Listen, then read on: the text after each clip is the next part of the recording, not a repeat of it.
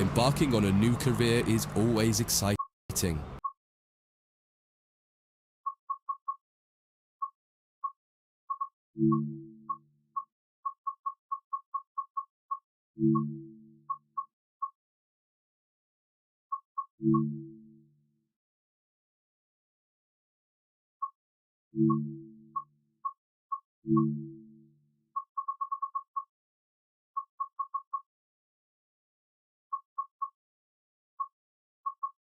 Today,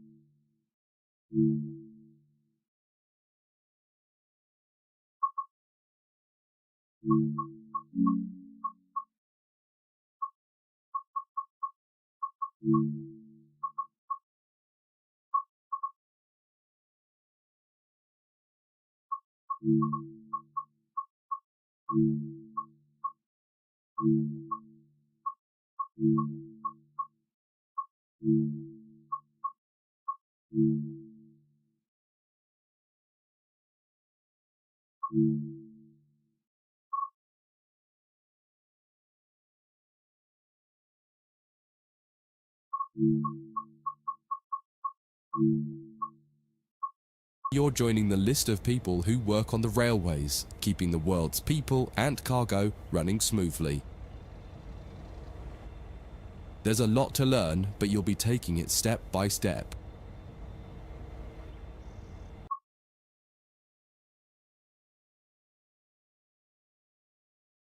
Let's start by looking around. Find each of the markers and look at them.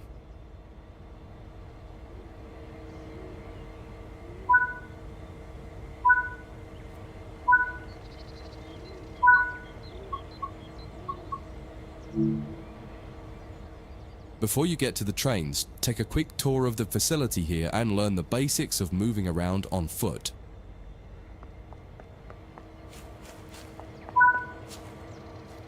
Your current objective is shown in the top left of the screen.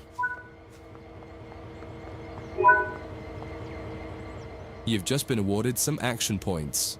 These are displayed in the top right corner of the screen and count towards your overall experience level for the game. This is one of the many route tasks you can discover. Keep an eye out for other tasks that will ask you to place, collect, or fix a variety of things. Head into the... Walk over to the waiting... You can pause at any point to review objectives and a lot of other information about what's happening at the moment. Try it now and then return to the game after you've had a look round.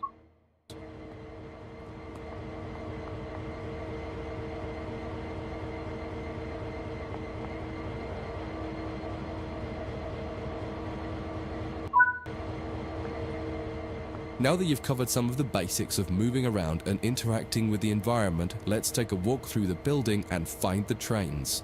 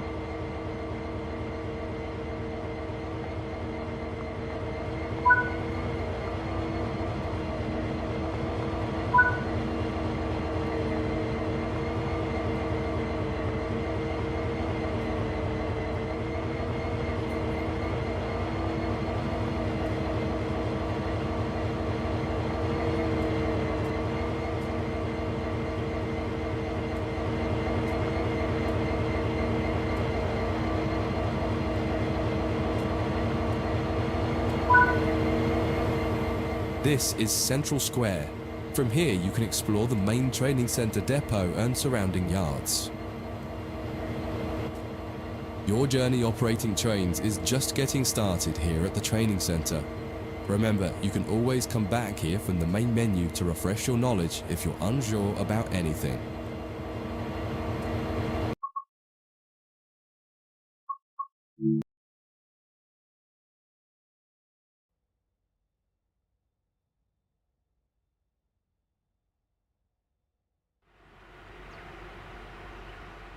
In this training module, you'll learn about the on-screen overlay known as the heads-up display or HUD. You'll see it when you're in control of a train. You can configure a range of parameters for the HUD that affect how it looks in the game settings. In this tutorial, you're going to take a look at the two main types of HUD and make a first choice of which one you prefer. Get started by climbing up the ladder into this train and sit in the indicated.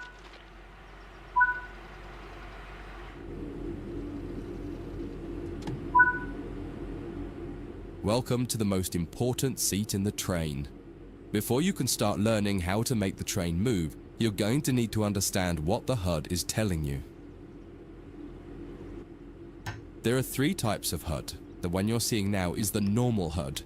You'll learn that first, and then take a look at the minimal HUD next.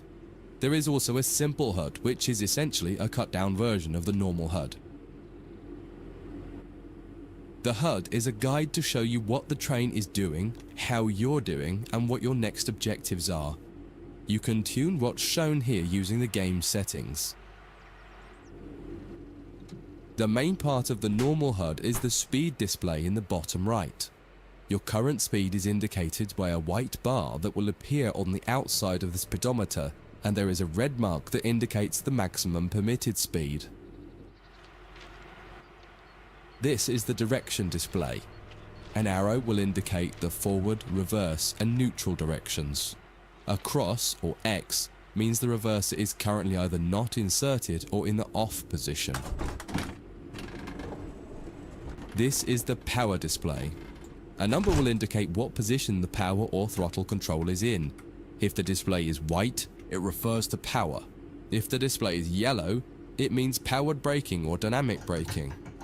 If the display is red, then the throttle is currently locked out and you will need to take steps to release the lock before power can be applied. You can learn about troubleshooting elsewhere in Training Center. These are the brake indicators. The exact one shown will vary by train and will often be visible in the train itself on the various gauges. These gauges tell you what is happening in the braking system. The most important one is the BC or brake cylinder. In most trains, when this reads 0, that means the brakes are released. Anything else and the brakes are applied. In the top right is the track monitor. This shows you the line ahead and allows you to see all the signals and speed limit changes that you're approaching. By default, the track monitor shows the signals with their actual red, yellow, or green aspect. But when you get more confident, you can hide this information via an option in the game settings. As you accelerate, the track monitor will extend its look-ahead distance so you can see much further ahead at higher speeds. This is all done automatically. Now that you're familiar with the normal HUD, it's time to take a look at the minimal HUD. You can change this via the game settings, but for this tutorial the game will change it automatically. You can see that most of the HUD is now gone. You are left with basic information in the top left corner.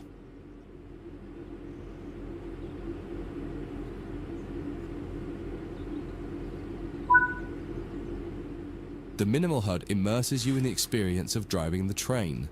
Use the train's real gauges as much as possible. In the top left corner, you will see the information about your next objective and some limited information about what the train's doing, such as your current speed, the speed limit, and the gradient. Use the game settings to add and remove information from the minimal HUD. With less information, you'll find driving more challenging, but also more immersive and rewarding. Experienced players might prefer the minimal HUD, especially when driving from the cab view. The normal HUD is ideal for newcomers or anyone who wants to drive from an external camera. You can switch HUDs in game settings. Do you want to start with the normal HUD or minimal HUD?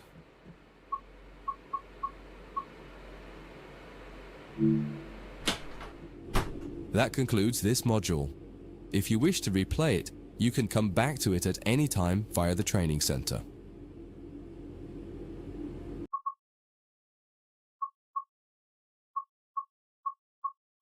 In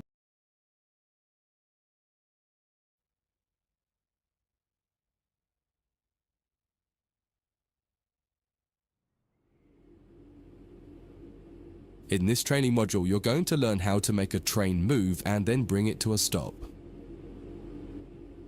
For this exercise, you'll be using a British Class 323 electric multiple unit. It's a great train to get started with as the controls are quite straightforward. This module will get you used to the feel of the train and its controls. While many trains have different controls and are operated in different ways, there are basically always three controls that are common and are required to move the train. The reverser chooses the direction you're going to move in. It often has 4 positions: off, forward, neutral, and reverse. The brakes are used to slow or stop the train. There are potentially multiple braking systems you can find in different trains, and you can read more about that in other sections of the training center. For now, the Class 323 has a very simple braking system. The throttle controls how fast the train accelerates. In this train, the throttle and brakes are controlled by a combined power and brake handle. Moving the handle in one direction will apply power. The middle position is neutral and does nothing, and then the other range applies the brakes. You will find in some other trains that the throttle and brakes are on separate handles. Before you go any further, set the headlights for daytime running and ensure the tail lights are off.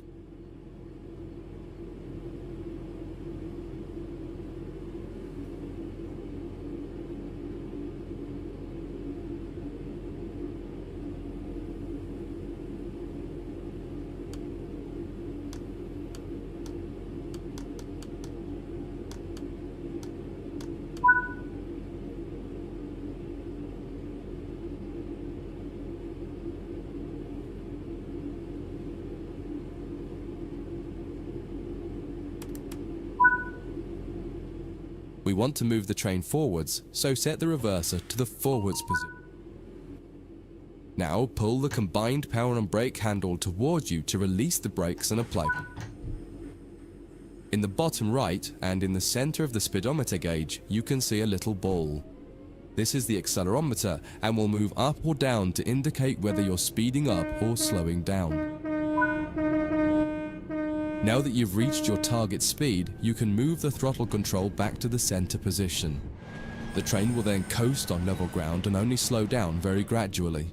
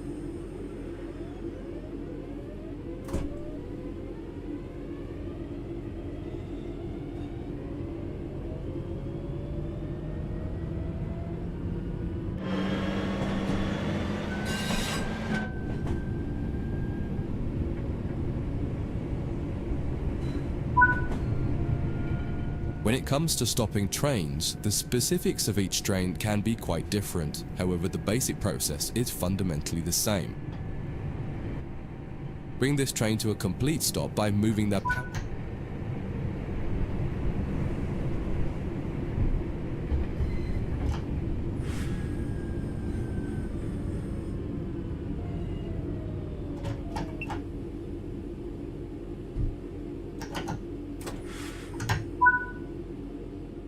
The amount of braking you will need to apply also varies depending on whether you're going uphill or downhill and how heavy your train is. Knowing the right amount to apply will come with practice and experience. Stopping a train is one of the biggest challenges of controlling it, particularly stopping it in the right place. That concludes this module. If you wish to replay it, you can come back to it at any time via the training center.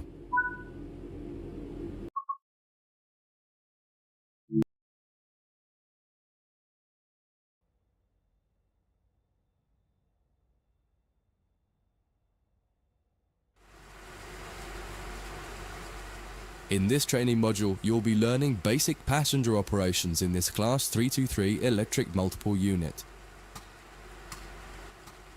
This part of the training center is the metro loop. It is used primarily for driver training for passenger trains that are generally shorter or might stop more frequently in normal operating practice. It consists of 2 platforms. In this module, we'll be doing a complete circuit and practicing stopping at both stations.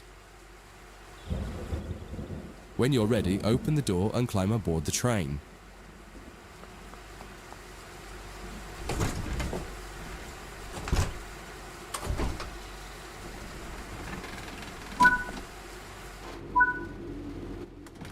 Always remember to close the driver's door once you get... To unlock the control desk, insert the master key and activate. Turn the coach lighting on so that passengers aren't... In order to use the buttons in the cab, you must first insert and then turn the door key to the on position.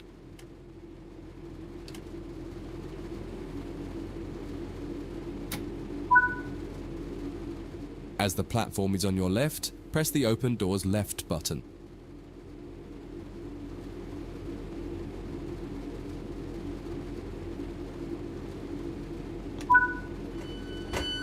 The weather has turned quite bad, so you'll need to turn the wipers on.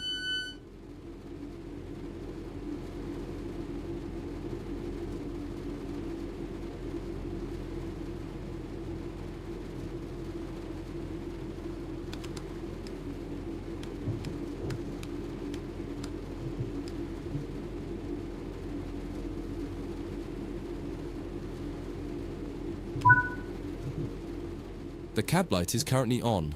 Make sure to turn it off.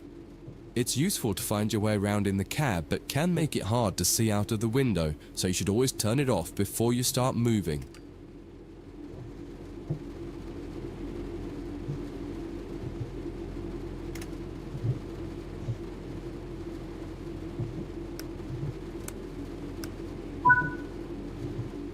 Headlights in the UK are used to allow others to see the train rather than being of great use to the driver seeing out. Set the headlights for daytime running and ensure the tail lights are off.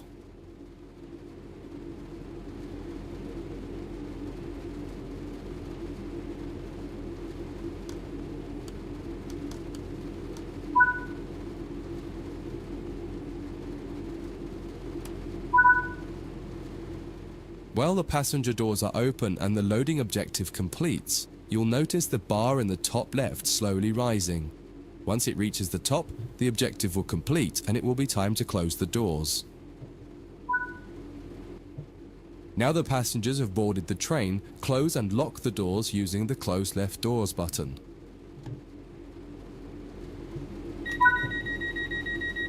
Set the reverser to forward.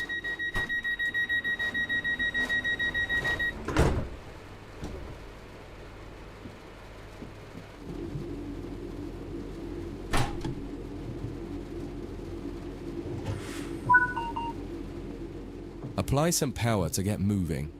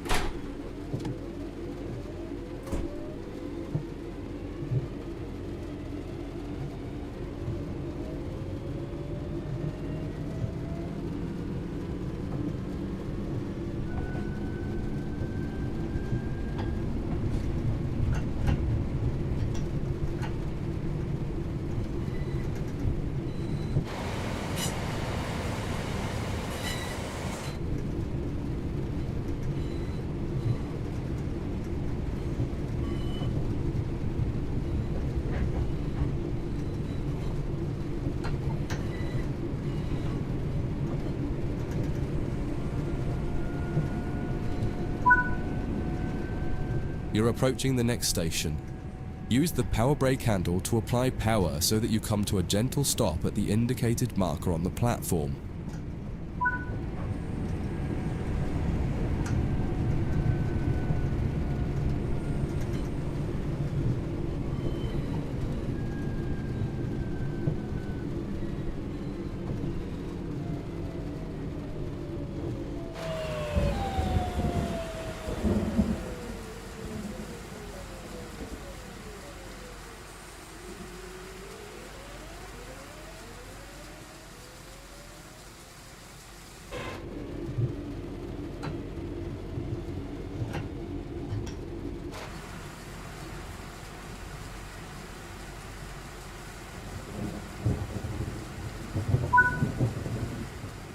This platform is on the right, so you'll need to use the Open Right Doors button to unlock and open the doors this time.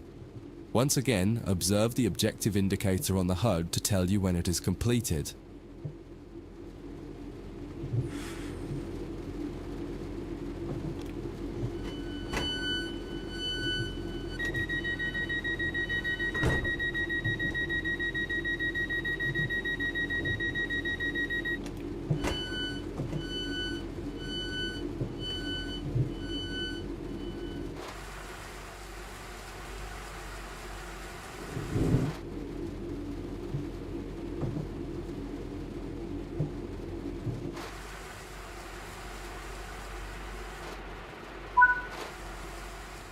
Use the Doors Close Right button to close and lock the doors.